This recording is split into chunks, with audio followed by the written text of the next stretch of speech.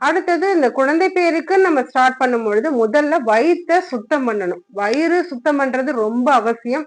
முடிஞ்சா நீங்க நாட்டு மருந்து கடையில வந்து பேதி போறதுக்கான மருந்து வாங்கி ஒரு நாள் சாப்பிடுங்க. ஃபுல்லா பேதி போனதுக்கு பிறகு அதை ஸ்டாப் பண்றதுக்கும் அதிலே மருந்து கொடுப்பாங்க. அதை சாப்பிடுங்க. இயற்கை முறையில நீங்க சும்மா பேதி போறதுக்கு இல்ல வயிறை சுத்தம் பண்ணணும் அப்படின்னு நினைச்சீங்கன்னா சுடுதண்ணியில கடுக்காய் பொடி அப்படி இல்லைன்னா திரிபலா பொடி ரெண்டுத்துல ஏதாவது ஒண்ணு எடுத்துக்கோங்க. கடுக்காய் பெஸ்ட். நான் கடுக்காய் தான் யூஸ் பண்ணிருந்தேன். கடுக்காய் பொடி ஒரு டீஸ்பூன் அப்படி இல்லைன்னா திரிபலா பொடி ஒரு டீஸ்பூன் நீங்க போட்டு நல்லா கலந்துட்டு அதுல ஒரு டீஸ்பூன் அளவுக்கு விளக்கெண்ணெய் விட்டு கலந்து குடிச்சிட்டு படுத்துருங்க நைட்டு. காலையில எழுந்ததுமே ஃபுல்லா நீங்க வந்து கிளியர் ஆயிடும், வயிறு கிளியர் ஆயிடும் ஓரளவுக்கு.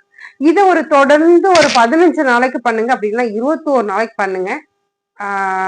சில பேருக்கு வந்து தொடர்ந்து எங்களுக்கு முடியல, டயர்ட் ஆகுது, இல்ல அடிக்கடி வர மாதிரி இருக்குன்னா, அடிக்கடி வராது, டெய்லி காலையில எழுந்தோடனே அந்த ஒரு டைம் போகும், அவ்வளவுதான், அதுக்கு மேல போகாது.